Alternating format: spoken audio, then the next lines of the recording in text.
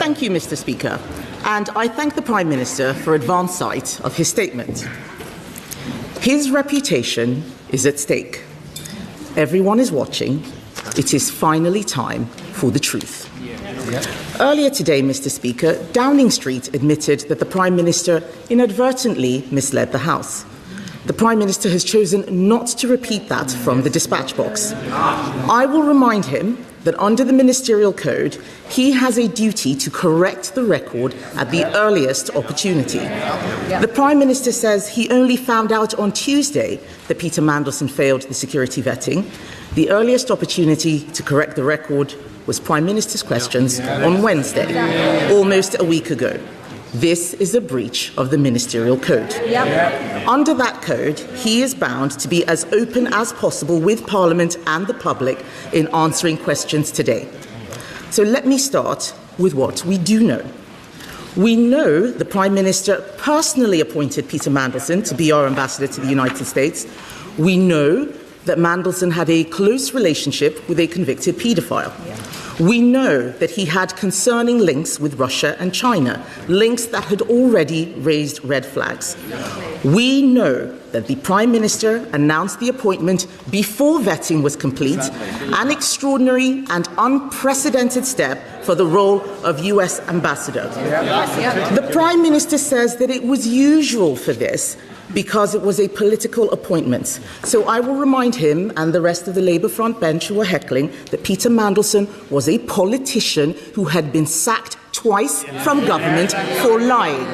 That meant he should have gone through the full security process. And we also know, finally, Mr. Speaker, that when Peter Mandelson failed the security vetting, he was allowed to continue in the role with access to top-secret intelligence and security information. This goes beyond propriety and ethics. This is a matter of national security. So let me turn to what we do not know. We still do not know exactly why Peter Mandelson failed that vetting. We do not know what risks our country was exposed to, and we do not know how it is possible that the Prime Minister said repeatedly that this was a failure of vetting, went on television and said things that were blatantly incorrect, and not a single advisor or a single official told him that what he was saying wasn't true. At every turn, with every explanation, the government story has become murkier and more contradictory. It is time for the truth.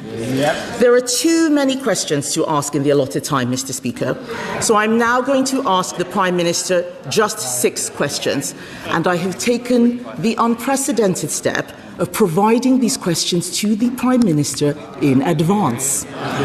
So he has them in front of him, and I have asked for these questions to be put online for the public. They and I expect him to answer. The Prime Minister appointed a national security risk to our most sensitive diplomatic post. Let's look at how this happened. The Right Honourable Gentleman told me at PMQs in September 2025 that full due process was followed in this appointment. We now know that in November 2024, Lord Case, the then Cabinet Secretary, told him this process required security vetting to be done before the appointment. He did not mention any of what Lord Case said in his statement earlier. So, first question, does the Prime Minister accept that when he said on the floor of the House that full due process was followed, this was not true? Secondly, on the 11th of September last year, journalists asked his Director of Communications if it was true that Mandelson had failed security vetting. These allegations were on the front page of a national newspaper, and yet Number 10 did not deny the story. Why? 3. Will the Prime Minister repeat from the dispatch box his words last week that no one in Number 10 was aware before Tuesday that Mandelson had failed his vetting? The Prime Minister says he's furious that he wasn't told the recommendations of the vetting, Yet on the 16th of September, a Foreign Office minister told Parliament, and I quote, "The national security vetting process is rightly independent of ministers who are not informed of any findings other than the final outcome." This was the government's stated process. So why is the Prime Minister so furious that it was followed? On the 4th of February 2026, the Prime Minister, fifth question, Mr. Speaker, on the 4th of February 2026, the Prime Minister told me from the dispatch box that the security vetting he had received had revealed Mandelson's relationship with Epstein. How could he say that if he had not seen the security vetting? And finally, Mr. Speaker, Starmer is a Russian defense company closely linked to the Kremlin and Vladimir Putin's war machine. Was the Prime Minister aware before the appointment that Peter Mandelson had remained a director of that company long after Russia's invasion of Crimea? Mr. Speaker, everyone makes mistakes. It is how you face up to those mistakes that shows the character of a leader. Instead of taking responsibility for the decisions he made, the Prime Minister has thrown his staff and his officials under the bus. This is a man who once said, "I will carry the can for the mistakes of any organisation I lead."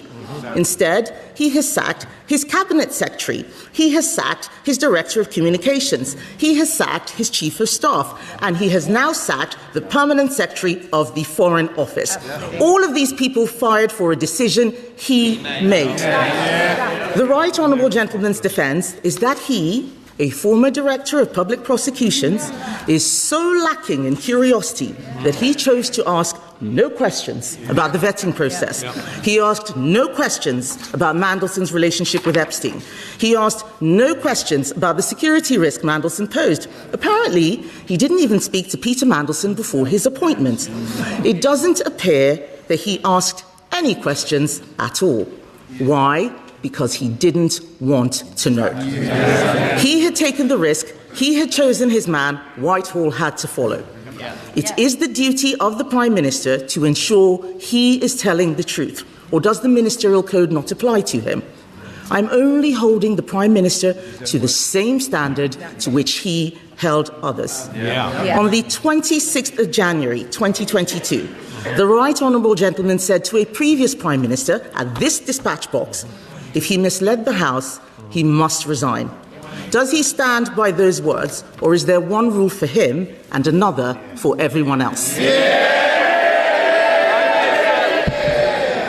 Mr. Speaker, let me respond to those points. Firstly, when I found out what had happened on Tuesday evening last, I wanted to have answers to the question who made the decision to recommend to give clearance on developed vetting contrary to the advice, why that was done, and who knew about it, so I could provide the information to the House, Mr. Speaker. That is the exercise that's been conducted since Tuesday evening and today, so that I could come here today to give the full account to the House, which I've just set out. Mr. Speaker, she asked me about developed vetting security clearance after the appointment. I set out that wasn't me saying that. I read out the evidence of the former permanent secretary about that and the former cabinet secretary in relation to that. And I think the quotes that I've given to the House are clear enough in relation to that. She also asks why Peter Mandelson failed. Mr. Speaker, it's important to make a distinction between the information provided to the review and the recommendation. The information in the review must be protected and has been protected, because otherwise the integrity of the entire system would fall away. But the recommendation doesn't need to be protected and should not have been protected. Mr. Speaker, in relation to her questions, in relation to the answer about full due process, that was the information that I had, that I put before the House, and it was confirmed to be by Sir Chris Wormald, because in September I asked him to conduct a review of the process to assure me that the process was correctly carried out. He did that and wrote to me on the 16th of September, giving me that his conclusions. In relation, Mr. Speaker, to reports in the media, here, number 10 was repeatedly asked about the facts surrounding Peter Mandelson's clearance and was assured that the proper process was followed in that case. Mr. Speaker, in relation to those in number 10, let me give the answer. Nobody in number 10 was informed about UKSV's recommendation. Mr. Speaker, just to be clear and for the record, the Cabinet Office Permanent Secretary did receive information recently and then sought the necessary and legal advice. Once those checks were completed by the Cabinet Office Permanent Secretary, I was told, that is in the last 2 weeks or so, that was entirely the right procedure, to get the legal advice and then to bring it to my attention at the first opportunity. It was the right procedure that was followed by my officials in the last few weeks. Mr. Speaker, in relation to why I was furious about the process, for the very reason, Mr. Speaker, I strongly believe I should have been given this information at the very outset. I strongly believe there were repeated times when I should have been told. I should have been told on appointment. I should have been told when Peter Mandelson was sacked. The Cabinet Secretary should have been told when he reviewed the process.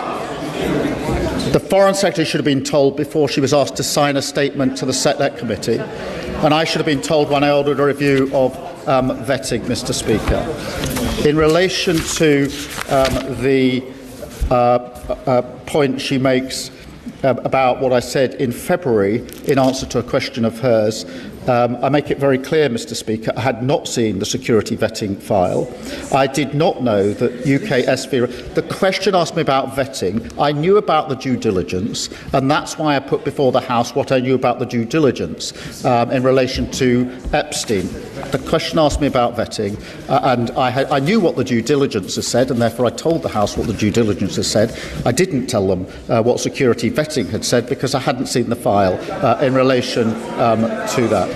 Mr. Speaker, in relation to the particular details in relation to Peter Mandelson, I acted on all of the information I had available to me. The simple fact of the matter is I should have had more information. I didn't have that information. The House should have had that information, and I've now set it out in full to the House.